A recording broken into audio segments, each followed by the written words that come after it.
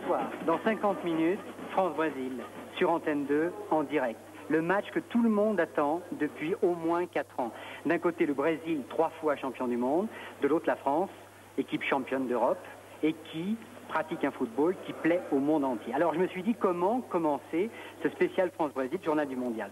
Et j'ai trouvé un invité, bon, c'est pas un très grand invité, c'est tout simplement Monsieur Pelé, qui est avec nous. Hi Pelé, thank you for coming. Ça va bien? Bien et vous? Bien. Bon, à propos du match France-Brésil, quelle est votre opinion? En anglais ou portugais? Yes, Portugais. In English. Mais je ne parle bien français, pardon. Anglais. What is your Je opinion? parle portugais, mais parle en anglais. I think it will be a beautiful game, a very Ce sera un beau hard match. game for Un match both difficile pour les deux teams. équipes, sans doute. Brazil have a new team. Le Brésil a une nouvelle équipe, un nouveau système défensif. Defensive system now than before. And France. La France, elle, joue plutôt offensivement, avec un excellent milieu de terrain. And my point of view, France play together almost Les 4 Français years with same savent jouer ensemble. D'ailleurs, ils jouent ensemble depuis 4 ans maintenant. have a new team. Le Brésil a une nouvelle équipe, avec une défense très solide. C'est sûr, ce match sera l'un des plus beaux du mondial. Alors je vous propose, Pelé, maintenant de voir justement où en sont les Bleus et où en sont leurs préparations avec la composition de l'équipe de France.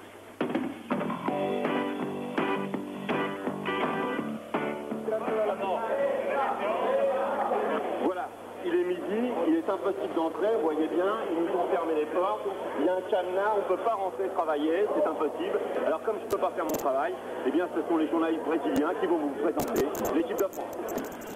C'est vrai qu'à 100 mètres d'eux, il est bien difficile d'obtenir des confidences. Bien difficile de voir s'ils ont des cernes sous les yeux. Alors, dans le Jalisco de Guadalajara, nous avons cherché et trouvé quelques-uns des 200 journalistes brésiliens qui seront tout à l'heure au cœur de l'événement. De TV Globo à TV Manchette, en passant par les journaux de Sao Paulo ou de Rio. Vous saurez tout sur ce que pensent les Brésiliens de l'équipe de France. La défense, c'est une surprise pour nous, c'est plus fort qu'on pensait. Le milieu de terrain, on pensait que c'est toujours très fort, mais je pense que c'est pas comme en 84. Je pense que Giresse et Platini ensemble, ça oblige Platini de rester trop derrière. Alors c'est pour ça qu'il fait seulement un but contre l'Italie. Il reste trop derrière parce que Giresse, il est très fort avec les ballons, mais il a 34 ans quand même. Avec ce chaleur ici à Guadalajara, ça peut être un problème. L'attaque, j'adore Rocheteau, et Rocheteau, il est très intelligent. Papa, c'était une surprise pour nous, il est très nouveau, mais il joue bien. Au Stopira aussi, c'est un attaque très fort. Bonne avec nuance, cette équipe de France. Un certain réalisme, un amour certain pour le jeu français et puis la découverte d'un nouveau talent, inconnu pour eux jusqu'à présent, Luis Fernandez. Luis Fernandez est pour moi le mec plus important, c'est Luis Fernandez. Pourquoi c'est le joueur le plus important? Parce qu'il peut faire tout. Hein. Il est un bon technicien et maintenant il travaille. Et ça, avec Giresse, Tigana et Platini, je crois que ce sont les artistes. Et Luis Fernandez, à lui, il se plaît aussi à travailler. Fernandez es para mí una revelación. Fernandez est un joueur très fort qui va chercher des ballons derrière, celle les ramener devant. Bien vu, il suffit de se rappeler le premier but français face à l'Italie. Un travail de Fernandez, un relais de Rocheteau et un but de Platini. Alors justement, que pensent les journalistes de Platini? Nous savons que c'est un joueur qui peut décider d'une rencontre. Il peut obtenir un coup franc, donner un coup de pied magique. C'est un danger constant. Voilà pour les points positifs. Les faiblesses maintenant. Et pour commencer une surprise, la défense. Et c'est toujours mademoiselle Renata Figueroa de Melo qui parle. Il me semble que la défense, c'est pas tout à fait ça. Elle bouge bien, elle est rapide, mais elle laisse ouvert de grands espaces, ce qui permettra à notre équipe de contre d'aller marquer des buts, surtout si le gardien n'est pas en forme.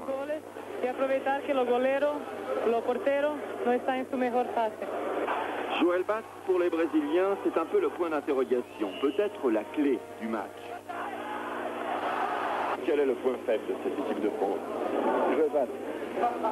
Le gardien but, moi j'aime bien personnellement parce que je travaillais déjà avec lui, mais je crois Comme Carlos, le Brésilien, ça s'est pareil aussi. En revanche, cette équipe brésilienne fait-elle peur aux joueurs français? C'est ce que nous avons essayé de savoir après multiples tergiversations, bousculades, interventions du président de la Fédération française. En vain. Vous jugerez vous-même des qualités des conditions de travail. Sécurité avant tout.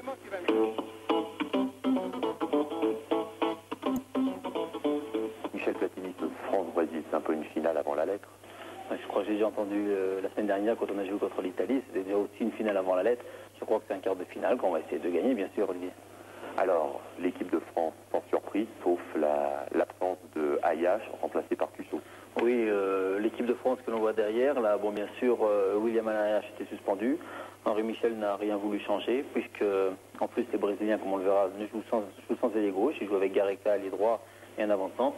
Donc, l'équipe de France opérera avec Manuel Amoros sur Muller, Max Bossis sur Gareca. Et après, le milieu de terrain français sera composé des mêmes, plus Thierry Tussaud sur le côté gauche et Luis Fernandez fera un peu le milieu de terrain sur le côté droit, comme il l'a fait contre la Belgique en championnat d'Europe au stade de la Beaujoire de Nantes. Alors, comment vous jugez cette équipe du Brésil?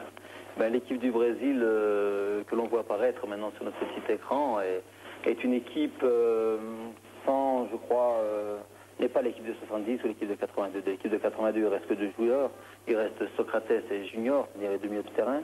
Bon, Zico est blessé, on n'a pas de grands noms. En plus, le Brésil est un peu déçu quand il a fait sa tournée en Europe, puisqu'il a perdu 3-0 contre la Hongrie, il a perdu 2-0 contre l'Allemagne.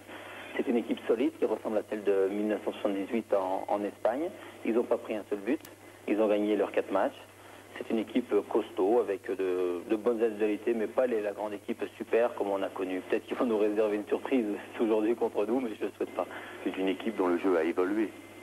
C'est une équipe, non, le jeu n'a pas évolué, je crois qu'ils jouent toujours de la même façon, mais malheureusement, il manque un peu de ces génies qu'ils avaient dans le temps. Et ils ont une équipe plus costaud, avec Gareca, bien sûr, qui marque 4 buts. Ils ont laissé Casagrande sur la touche, qui est aussi un très très bon joueur. Ils n'ont pas pris Cerezo, Falcao n'est pas retenu, et ils ont fait leur équipe comme ça. Il faut noter qu'ils vont jouer pour la 5e fois sur le même terrain. Donc pour nous, ça sera un gros désavantage, parce qu'on ne connaît pas du tout ce terrain. Eux le connaissent très bien, on aura l'impression sur l'extérieur. On a dit que les arbitres avaient tendance un peu à les avantager. Vous êtes d'accord avec ça? Non, je ne suis pas d'accord avec eux, même si je le pensais, je ne le dirais pas. Mais il est vrai que les Brésiliens, en jouant sur leur terrain, devant leur public, ont les mêmes avantages qu'une équipe qui joue à domicile. Votre pronostic, Michel? Vous savez, j'ai bien deviné celui contre l'Italie en disant 2-0. J'espère avoir autant de chance en disant 3-1 après prolongation pour la France. Alors ce soir, nos spécialistes de l'informatique vous ont réservé une petite surprise, parce que je crois que c'est votre anniversaire. Alors joyeux anniversaire, Michel. Merci beaucoup. Et puis à demain. Et à demain. Joyeux anniversaire, Michel. Pelé nous disait il y a quelques secondes que nous avions affaire cette année à une nouvelle équipe du Brésil qui jouait plus défensivement. Pelé, Pelé, dites-moi, au début de la Coupe du Monde, le Brésil a eu des problèmes à l'intérieur de l'équipe. Oui, c'est vrai, le Brésil a eu des problèmes avec des blessés, puis quelques problèmes avec des joueurs. Maintenant, c'est fini. Par exemple, Zico, eh bien, il va beaucoup mieux aujourd'hui. Si Télé Santana peut utiliser Zico en deuxième période, par exemple, eh bien, ce sera très bon pour le Brésil. Le match sera difficile de toute façon, les deux équipes sont très bonnes. Moi, je me souviens, en 58, quand le Brésil a joué contre la France, eh bien, j'étais très nerveux, exactement comme aujourd'hui. Mais ce sera un match fantastique. À Guadalajara, les Brésiliens sont chez eux, comme à Rio. Il y a 16 ans, ils étaient déjà là. Mais il y a un petit changement. Les dirigeants brésiliens ont perdu leur sourire et surtout leur sens de l'hospitalité. À croire qu'ils ont peur de l'équipe de France. Hier, à l'entraînement, le vice-président de la fédération brésilienne a tout simplement essayé de nous interdire de filmer, nous accusant d'espionnage pour le compte de l'équipe de France. Heureusement, nos confrères brésiliens sont intervenus. Autant dire que le match Brésil-France s'annonce orageux. Pour beaucoup d'ailleurs, il s'agit d'une finale avant la lettre. Les Brésiliens ont préparé avec un soin minutieux ce choc. Je trouve une équipe en formation encore. un changement de style assez important pour l'équipe du Brésil, n'est-ce pas? Parce que c'est une équipe qui voulait toujours jouer au football, faire le beau spectacle. Et maintenant, elle pense un peu à gagner, je crois. C'est vrai. L'équipe du Brésil a évolué depuis la dernière Coupe du Monde. Nous sommes devenus plus rigoureux, plus réalistes. Nous avons retenu des enseignements de notre élimination face à l'Italie, où nous avions manqué de sérieux. Les stars de la Coupe du Monde 82, Zico en tête, Socrates, Junior ou Falcao sont encore du voyage. Mais avec 4 ans de plus dans les jambes, ils n'ont plus le même rendement. Et pourtant, Télé Santana leur a maintenu sa confiance, car en attaque et au milieu du terrain, la relève n'était pas prête. Les grands joueurs maintenant du Brésil sont les joueurs qui jouent derrière. Qu'est-ce que c'est? C'est Josimar, et c'est Júlio César, c'est Edinho, c'est Elf et c'est Alemão. C'est les grands joueurs. Et devant seulement Careca, qui c'est le grand joueur du Brésil. Rôle d'époque, le Brésil est aujourd'hui plus réputé pour sa rigueur défensive que pour son talent offensif. La preuve, il possède la meilleure défense du mondial avec 0 but encaissé. Avec Josimar, Julio César, Edinho ou le blond Alemão au milieu, la sélection brésilienne s'est mise au goût du jour. Après 82, ça a été une très bonne leçon, une leçon trop forte pour les Brésiliens, je crois. Ils pensaient qu'ils allaient gagner la Coupe du Monde et ils ont perdu pour l'Italie qui était une équipe tactiquement très bien montée, n'est-ce pas? Et alors ils se sont rendus compte que pour gagner la compétition, il faut changer un peu le style. Pour essayer de remporter une 4e Coupe du Monde, la fédération brésilienne a rappelé comme sélectionneur Télé Santana. Mais lui aussi a pris de la bouteille. Défenseur hier d'un football romantique, il est devenu aujourd'hui plus réaliste. Même s'il a pour Zico les yeux de l'amour. Seulement au Mexique, Zico est arrivé convalescent. Zico, il y a condition de faire 40-45 minutes de jeu, seulement. Mais 45 minutes peut être très important et très décisif un match important comme match contre la France. Contre la France, Zico rentrera certainement en cours de match. Pour sonner la charge, le Brésil comptera avant tout sur le jeune attaquant de Sao Paulo, Careca, une des révélations de ce mondial. Il forme avec son coéquipier Müller ou avec Casagrande un redoutable duo que la défense française fera bien de surveiller de très près.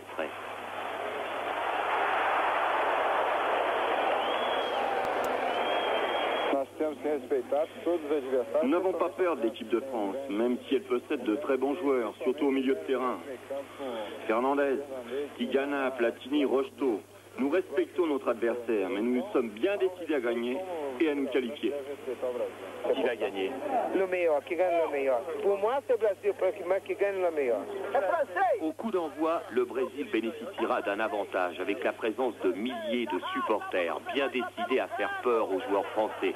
Et ils ont des arguments, jugez plutôt.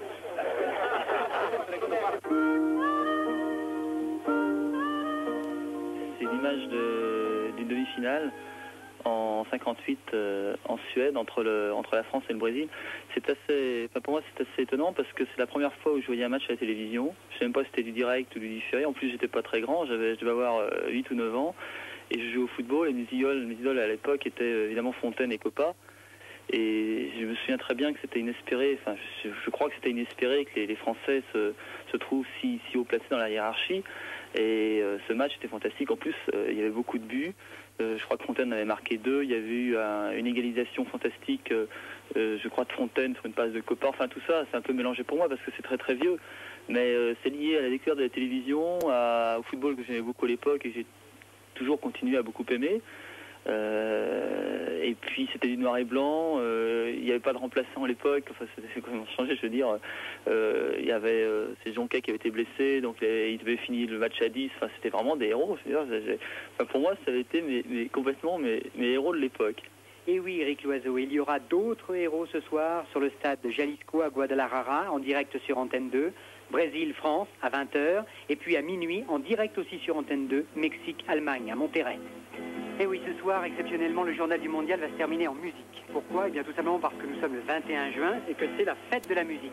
C'est vrai en France, j'espère que vous allez y participer, mais c'est vrai aussi dans le monde entier. 40 pays participent à cette fête de la musique, y compris le Mexique. Alors voilà, ce soir, il y aura peut-être de la samba, mais de toute façon, ça sera en direct sur Antenne 2 avec France-Brésil dans une demi-heure. Je vous souhaite une très très belle soirée sur Antenne 2, en musique, avec du super football. Et le dernier mot pour Monsieur Pelé. Non, viva le sport, Antenne 2. Au revoir.